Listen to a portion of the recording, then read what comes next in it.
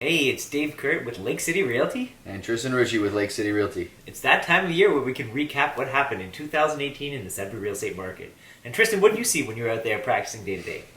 Well, there's a lot. It's actually a lot different than we expected. The average house price was actually flat all year last year. We've seen it flat for quite a few years now. Yeah, so it was like 1% a year, but now this year was like literally flat, no increase at all. Yeah, and I think that's it's there's nothing that pointed to any reason that the market should have increased. No big employer coming to Sudbury or anything like that. As well as we saw interest rates start to creep up towards the end of last year, so that makes sense in my mind.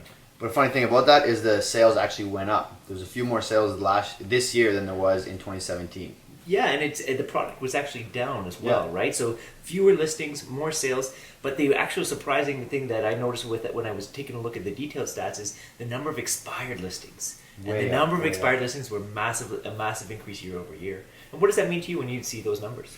Well, it's weird because with supply and demand, you always think that if there's less supply, more demand, prices are going to go up. But prices haven't been going up. They've been pretty stagnant. So I think it's really that there's certain homes that people want and they're really picky with their homes, and those homes are the ones that are selling.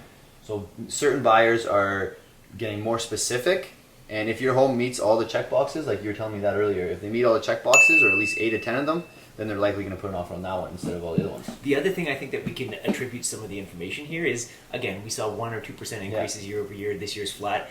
This is finally people are in a position where they've been in their house for 7 or 8 years. Now they've built up some equity, and it's allowing them to be in that position to have enough money and built up in their home to go buy that step up home. Even though the market hasn't increased in price, it's been that they've been able to pay down their mortgage to the point where they've built that equity so they can go buy that step up home. Totally agree. So I think that's where they're being very selective. They're looking for that home that's hitting those 8 of the 10 check boxes. If it's hitting 6 of the check boxes, they're going to wait until they find that one that's perfect for them. But they've got the equity now and in a position to jump if they find the right thing. Cool. Yeah, excited to see what 2019 is going to bring. So we have a PDF really nicely laid out that we can send to you, or it'll be a look below. And let us know if you have any questions. Feel free to reach out whenever. Till next time, guys. Talk to you guys later.